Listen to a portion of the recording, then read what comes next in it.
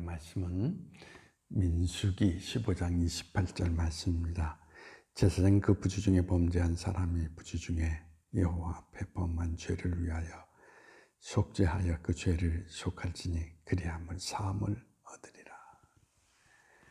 오늘 이 성경 말씀 가운데에서 우리에게 강조하는 내용은 사람은 누구든지 부지 중에 죄를 범할 수 있음을 말하고 있습니다.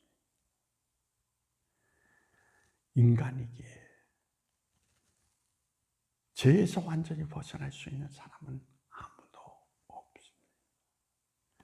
그래서 성경은 의인은 없나니 하나도 없다라고 우리에게 강조하고 있습니다. 그런데 오늘 이 성경이 우리에게 강조하고 있는 내용의 이야기는 부지중해라는 말입니다. 계획된 범죄가 아니에요. 삶을 살아가면서 본능적으로 자신도 모르게 죄를 범할 수 있는 것, 그것이 인간이라는 것입니다. 뇌물죄를 버렸지 않바짱은 굶주림 속에서 빵집을 지나가다가 본능적으로 배고픔을 견딜 수가 없어서 남의 것을 훔치게 되었습니다. 계획한 범죄가 아니었습니다. 바로 이러한 죄를 이야기하고 있는 것입니다. 순간적으로 자신도 모르게 죄를 범할 수 있는 것, 그게 인생이라는 것입니다. 바로 이런 사람들에게 오늘 이 성경 속에서 우리에게 강조한 죄가 없다, 그런 말이 아닙니다. 분명히 죄지었다. 그러나 용서받을 수 있는 길을 열어준다라는 이야기인 거죠.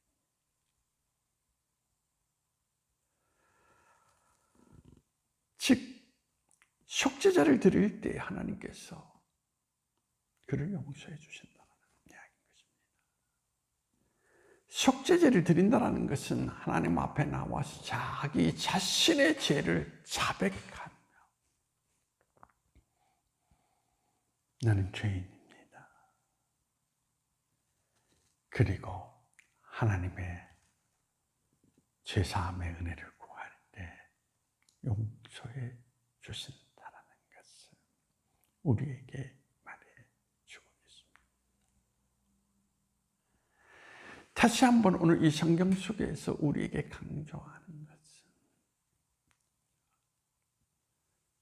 바로 죄에 관심을 가지고 있는 것이 아니라 동기에 관심을 가지고 있다는 것입니다.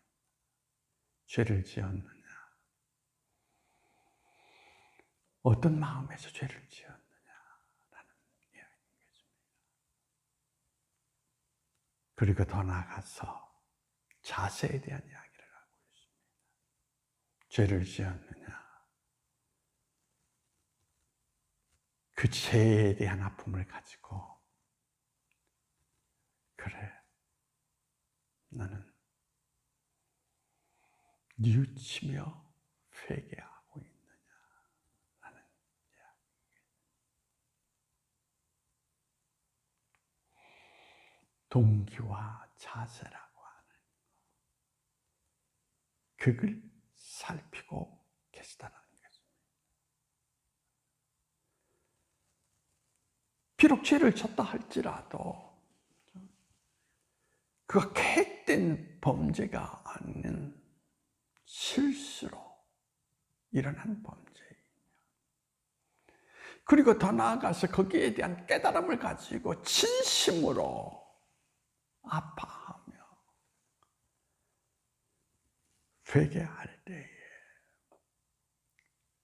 그 인생에게 사함을 통하여서 다시 길을 열어주시는 하나님을 여기에서 우리에게 나타내 주고 있습니다.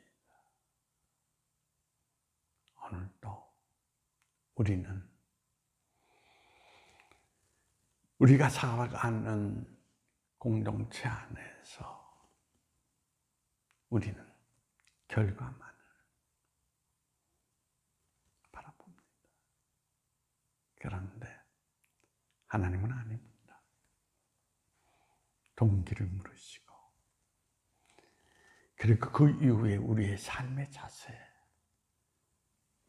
거기에 따라서 이제 또 하나의 기회를 열어주시는 분이시라는 것을 오늘 이 성경은 우리에게 말해주고 있습니다.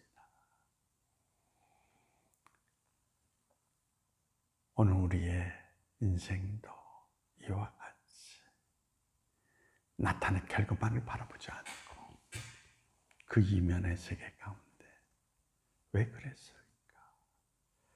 그리고 그 이후에 그의 인생은 어떤 모습을 가지고 있는지 살펴봄으로써